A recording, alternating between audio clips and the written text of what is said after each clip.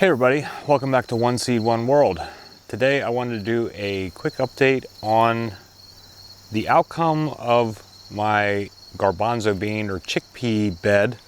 You can only kind of see the top of it here in this camera shot, I think. But I've now come to harvest time.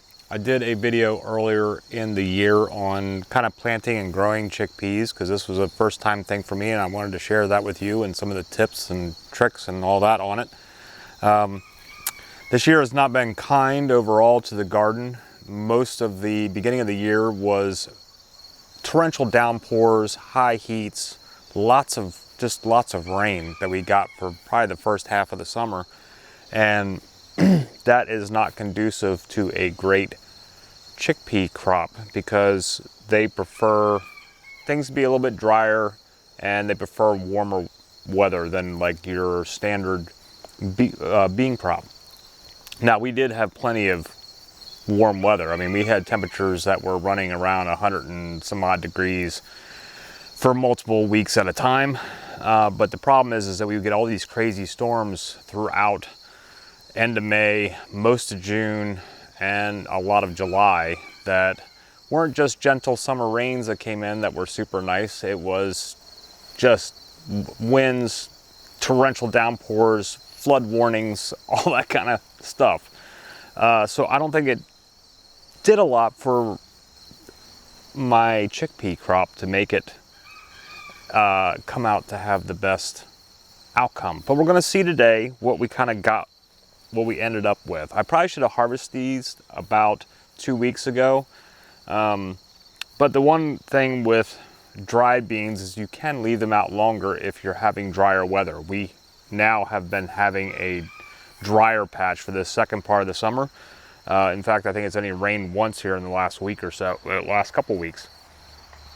So I was comfortable with leaving them out here, but sometimes you can also end up losing some to like pest pressure, which may have happened because I do see some of these have some holes in the pods, and I'm not really sure if that happened while they were still maturing or if it happened after the fact that they dried and I just left them out here too long and bugs decided to try to get in there and eat away at my crop. But it was my little test crop. Out of the 10 plants that sprouted, out of 20, 9 lived. 1 died like immediately for whatever reason, probably from all that rain. But I did end up with 9 plants. Now, one thing on my original video, I was talking about how each chickpea plant would put off like these pods that would then have 2 chickpeas per pod. And if you had a good year, you would get about 50 pods per plant. However, what I'm seeing here is that these all look like single pods to me. So we're gonna see if there's 2 chickpeas in these little pods, then they're gonna be really little chickpeas. So we will see how this is gonna turn out. But I'm gonna show you, we're gonna do a little bit of harvesting and then we'll do some shelling and see how things turned out for the crop. All right, so I just brought this little bowl out here, this little Tupperware bowl, because I don't think I'm gonna need much more than that for these chickpeas, because they're not quite as prolific as like my other bean crops where I was filling buckets full of beans. But when you're harvesting, I don't know if you can hear that rattly sound. That's kind of what you're looking for. The beans are loose in there.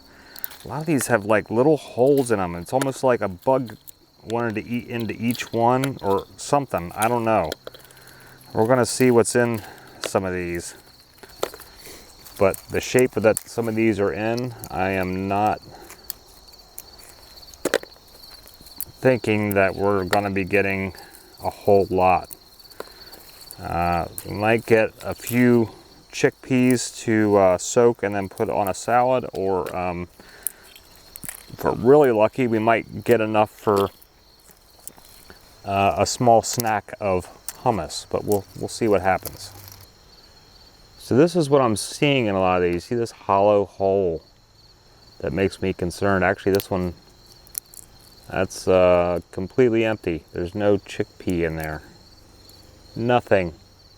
Empty-handed. So we'll see how this turns out because I have a lot of those.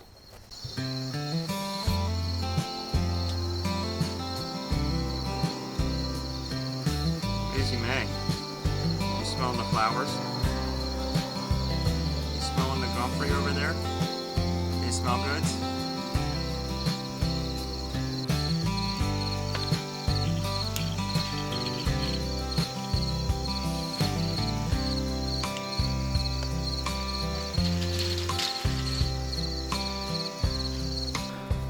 All right, everybody. So this is my dismal little harvest of chickpeas, garbanzo beans. Now, I showed you a clip of what those holes were looking like in a lot of the pods, and a lot of them have that. Now, I do have some beans in here, but I'd say over half the crop is either a hollow pod or has a chickpea in it that is been kind of munched on. So I did a little bit of research, and what it appears to be is what's called a seed weevil or a bean weevil. And I'll throw some pictures up here on the screen, but what they kind of do is the adults will go and lay eggs on like a developing pod or a drying pod, and then the larva will hatch and burrow into your seed pod. This can happen with all different kinds of beans. So let's see if I can get this. So you can kind of see there, that hole in there. And basically what the larva does is it then will eat what's inside and kind of then eat its way out of the pod, and then you end up with just an empty pot of nothingness. And that is what has kind of happened to my chickpeas. Now, I am seeing that some of these chickpeas, they do have two little, they're tiny, but some of them do have two chickpeas in the pod. A lot of them only have one, the ones that I'm opening that actually have something in them. But there are some where there's like two kind of, and they're like attached. I didn't get it on the camera. See if I can find another one here that has that. No, this is another single. But I've found some where they are, it almost looks like it's one chickpea, like two like little round bumps, but it actually then when you shell it open, it kind of separates into two. But let me show you what the dried ones look like here.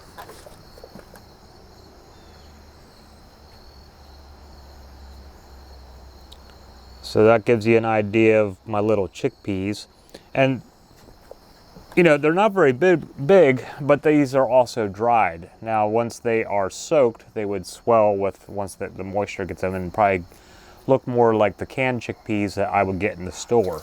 So, like I said, this can happen to a lot of dried beans, but one thing that may have made it more prevalent with my chickpeas is that as the plants grew and got heavy with the pods, they kind of, I didn't have them like propped up on anything because they're not very big plants, but they did tend to bend over and kind of like lay in the dirt. So it kind of was low-hanging fruit or low-hanging beans, as the case may be. Whereas with all of my other dried beans, I didn't have this problem with, but they tend to be a little bit taller, and the way that they have those long pods that hang down, they're up off the ground and out of the mulch in my beds. Same thing with like pole beans, those are hanging up in the air, so you're not going to see those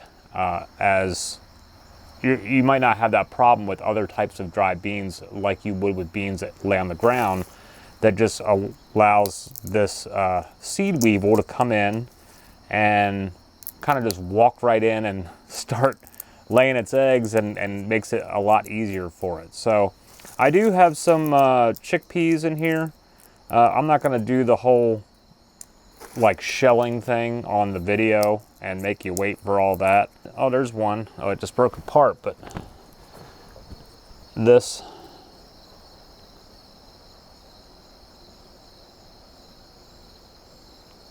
little seed pod, if I can get it on the camera, they're so small it's hard to hold them without losing them. But this did have two chickpeas in one pod.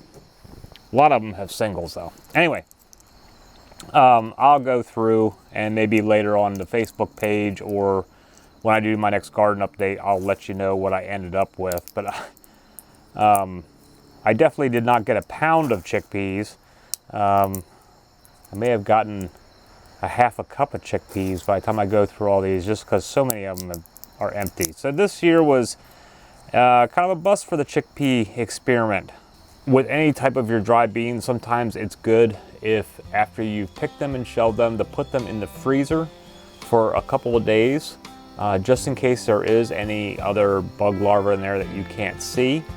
That will kill that off, and make sure they aren't going to be destroying. Like, you wouldn't want to just take them and put them directly into a jar. You'll want to kill off anything that might still be lingering in there before you store them for long-term storage. So one more tip to think about.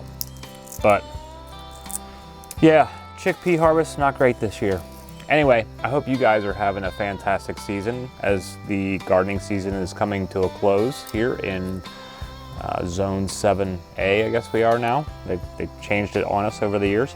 But I appreciate that you're here hanging out with me again today. And we'll see you again soon. Have a great day. Namaste.